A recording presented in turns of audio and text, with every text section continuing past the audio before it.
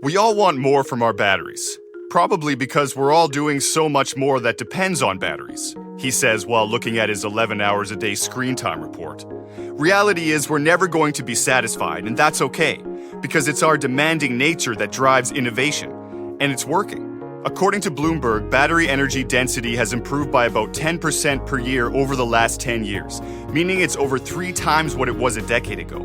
And in that same time frame, the price of batteries per kilowatt hour has dropped 90%. Meanwhile, total battery storage, whether EVs, electronics, or grid, has increased by a factor of 6 in the last decade and is expected to grow tenfold over the next decade. The long list of battery improvements just keeps going and going and going. That's a 90s battery reference for you.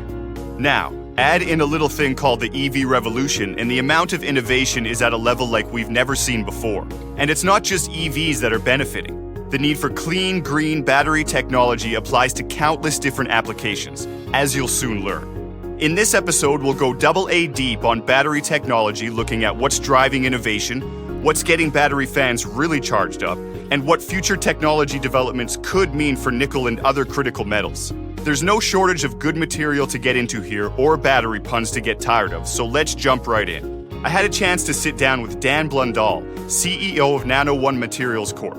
He has 26 years of experience as a professional engineer and possesses a keen skill in marketing complicated technology, making him the perfect person to answer some of my very layperson questions. Here's some of that conversation. Thanks again, Dan, for taking the time. So, first question is a big, broad one. What does the future of batteries look like? Well, it's at the tip of the iceberg, right? There's got to be 20, 30 years of lithium-ion battery, well into the future, and who knows what happens beyond that. A lot of the room to improve is on CO2 footprint, on security of supply. Certainly with all the global uncertainty right now, everyone's looking to how do we do it here? How do we do it locally? How do we do it within North America? Or how do we do it within Europe or the Indian context in South Asia? And so there's all this effort to nationalize and regionalize all of the supply chain. So we're going to see that playing out for the next 10 years because you have to build the mines. You have to find them, you have to build them, you have to finance them, and then you have to put all the refining in place in between. And that will drive a whole bunch of efficiencies. So there's the whole revolution really in the supply chains. BYD and CATL are both very large Chinese battery companies that have figured out how to stuff more batteries between the wheels. And they've done that by saying, well, instead of taking all these batteries and sticking them in a structural steel box to make it really strong, let's use the packaging on each cell. You might be putting 7,000 cells into a big box. Let's use the cans that these cells are in and use that for the structural integrity. And that way we can lighten the whole battery and we can stuff more between the wheels and we can make this thing drive further. So we're seeing an extension of range by the way the battery packs are designed. And they're designing them directly into the frame of the vehicle to provide structural support. That's a massive change. It doesn't change the chemistry. It doesn't change. Different chemistries have to be built different ways, but it doesn't really change it. So these are some of the big things we'll see. We're going to all the play, like Tesla responded to that. They're starting to do the same thing. We're going to see the same thing from Ford and GM and Volkswagen and Fiat Chrysler. Everyone is going to be kind of pushing in that direction. Okay, there are a number of things you touched on here that I want to dig into, especially this last point on structural batteries. But first, you mentioned CO2 footprint and supply chains. Not necessarily the first things you think about when talking battery innovation, but clearly it's important. Can you explain a bit more about this? Yeah, so one of the things is that, again, we work on a variety of different chemistries. We have this one pot process. We can use it to make nickel-rich cathode materials, iron-rich cathode materials, manganese-rich cathode materials. Each one of those serves different purposes in the market. Some of it's better at charging, some of it's safer, some of it will give a longer range vehicle, some of it can be charged more often and last longer. So they all have different properties. None of them are good at all of the above. So you end up with, let's say, some of these materials working better for, let's say, heavy duty cycle electric vehicle applications like a bus or a forklift or a taxi that's going to be fully charged and discharged every day. Some of them are better at energy density and range, which you might have in a long range electric vehicle. Those would be the nickel-based compounds. And you don't charge those really all that aggressively and not all that often compared to a bus or a taxi. And so when we start to look at the underlying materials that go into these batteries and where they come from a nickel mine or an iron mine or a lithium mine. And when they come into these cathode materials, they go through a whole bunch of transformations. They go to a smelter or a refiner. They'll get processed into a very high purity material. And there's a lot of waste along the way. So one of the things our M to CAM process does is it eliminates, let's say, the need to go from nickel to nickel sulfate to a cathode material. We eliminate the nickel sulfate in between. We still use nickel, but we don't have to use the sulfate. And the problem is sulfate is not, that doesn't end up in the battery. It actually is just kind of this intermediate form of the material. And all the sulfate goes to waste ultimately. In fact, it's twice as large as the cathode waste.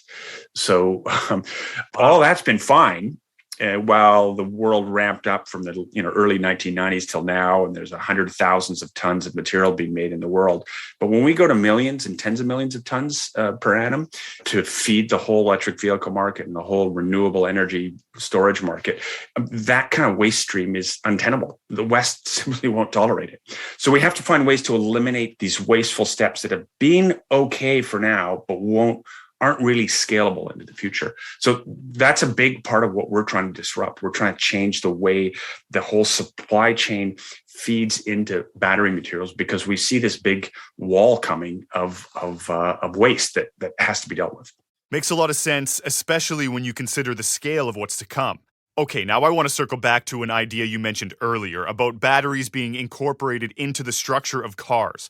I've read a bit about this. It seems manufacturers are reimagining the whole car, not just the battery. Is that right?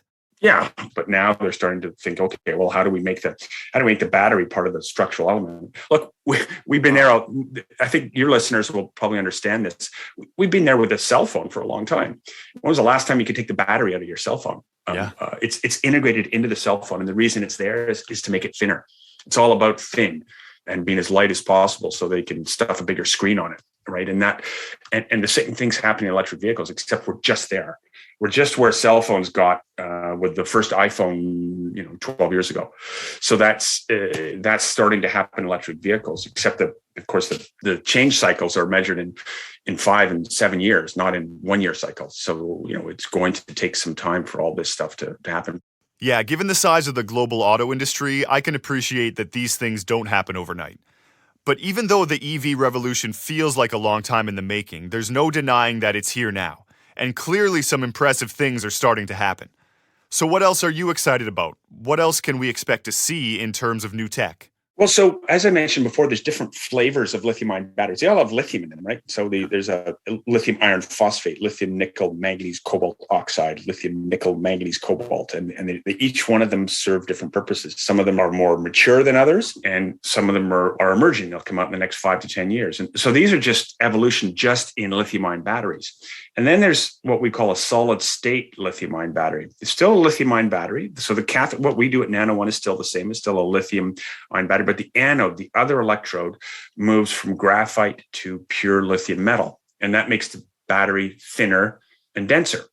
And this technology has been around for 20 years already, but it's commercially very difficult to make these. And there is one producer actually in Eastern Canada, in Quebec, called Blue Solutions, that have been making solid state batteries for some time. And they are more energy dense, but there's all kinds of cost implications related to them. These will be coming out in the next 5 to 10 years. We'll start to see them in drones and smaller applications long before we see it in electric vehicles. But that's an emerging technology. It's still a lithium-ion battery, but instead of the anode has changed, and they get rid of some of the flammable components inside the battery by going solid state instead of there's liquids inside the battery that allow the lithium to move back and forth. So they're developing solid materials that allow that to happen and that aren't flammable.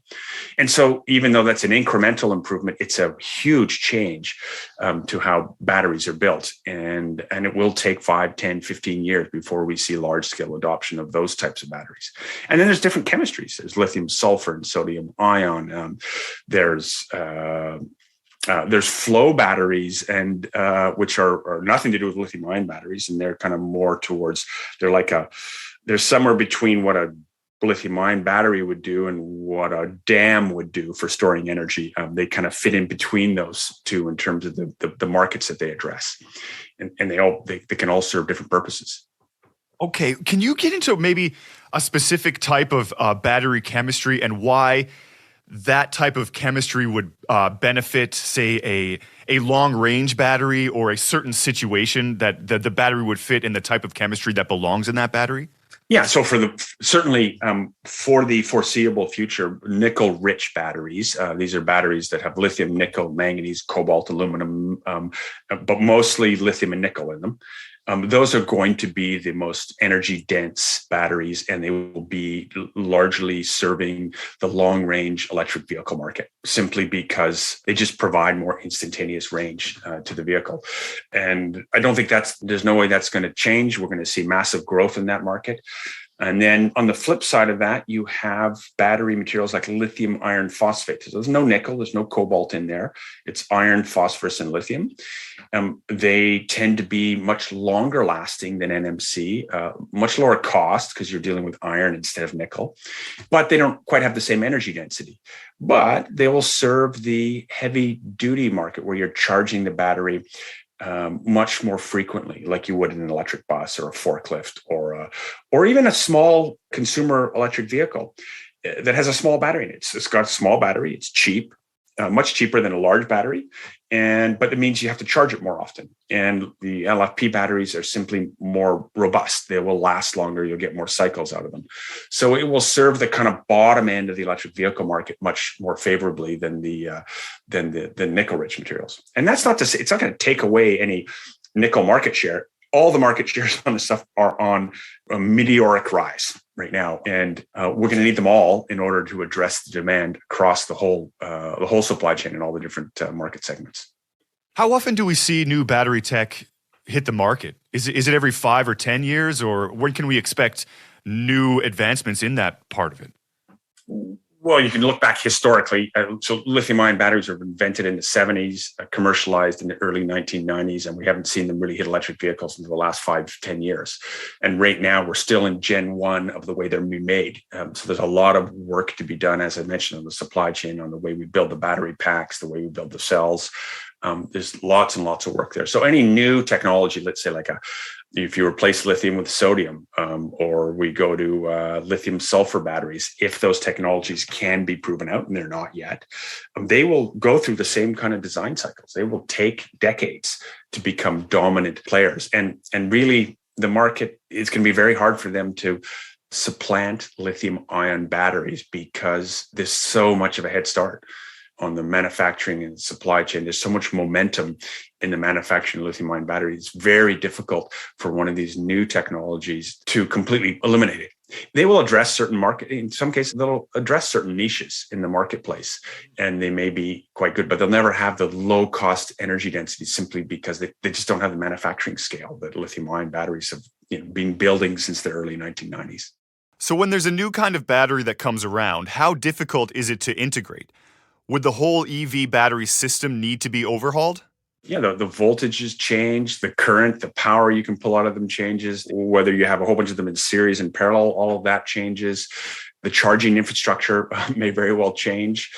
So yeah, there's a huge amount of very specific manufacturing technology being put in place for lithium-ion batteries. So that's the barrier to entry that is building right now. That's going to make it hard for any of these new technologies really to come into play.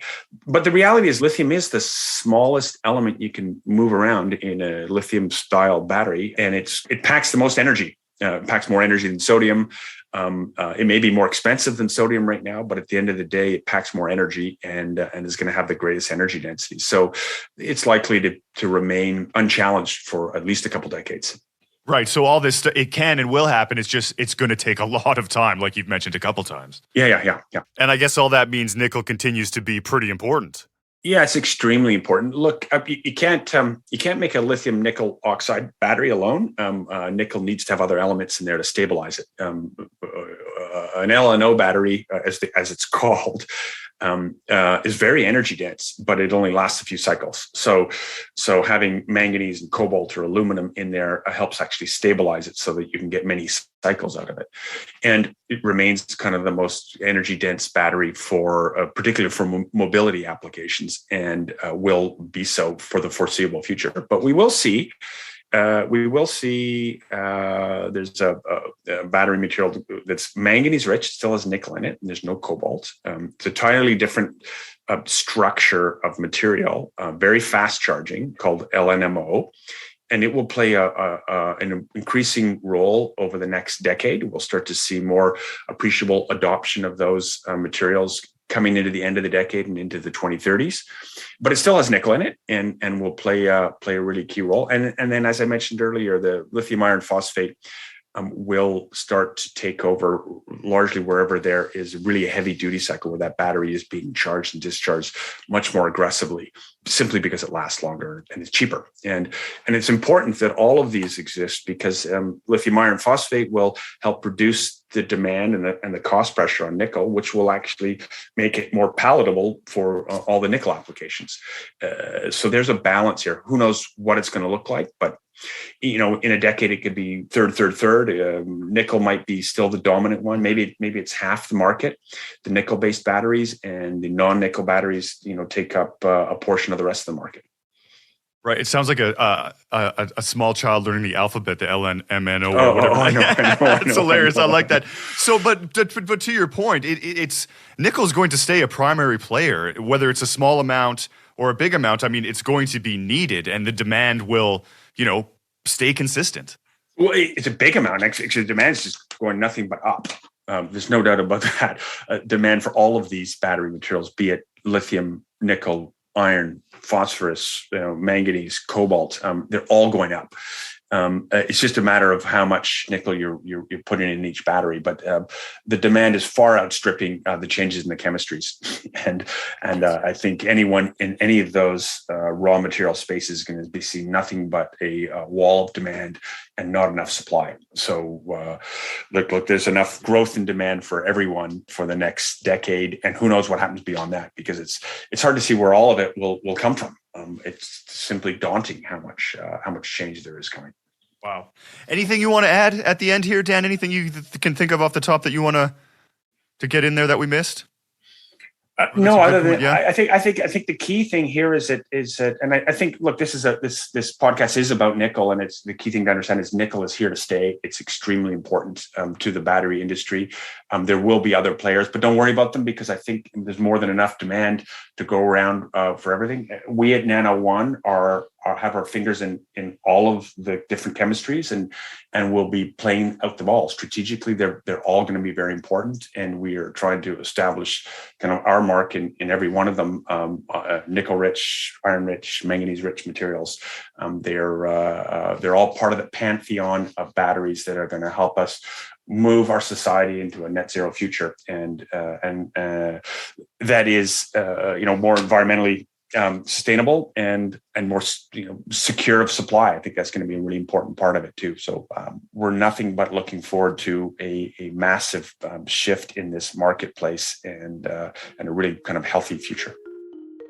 Well, I gotta say, that feels like the right note to wrap up on. As Dan pointed out, this is a podcast about nickel, so yes, we're going to give nickel some extra love. But as he also said, there are a number of other battery technologies out there, each with their own advantages in serving specific needs. Some use nickel, others don't, but there's some room for every technology and every player to play a part. Because ultimately, this is about building a better, more sustainable future, and that's going to take the whole village. Dan echoed a sentiment we've been hearing throughout this podcast. We most definitely need more nickel, as much as we can get. And he made it clear that this is going to be our reality for a long, long time to come, no matter how the battery tech space unfolds. He also made it clear that it's not just nickel we need more of. Whether it's supply chain, structural engineering, or actual battery chemistries themselves, we need more investment and more innovation across the board. That's the only way we're going to meet the world's growing electrification demands. The good news is, that's exactly what seems to be happening. And while it's taken a while to get here, we're on the cusp of something truly transformative. This EV revolution is driving incredible momentum and advances in technology that will impact us in so many positive ways. When you consider the future of batteries and their impact on the future of our planet, it's safe to say I'm pretty charged up. Thanks for listening to the Charge Podcast. Make sure you catch our next episode by subscribing or following our show on Spotify, Apple, or wherever you get your podcasts. For more info, visit thechargepodcast.com or follow us on LinkedIn and at @the_charge_pod on Twitter. And if you feel so inclined, please leave us a review at Apple Podcasts. We'd love to hear from our listeners. The Charge is a Giga Metals podcast produced by Podium Podcast Company.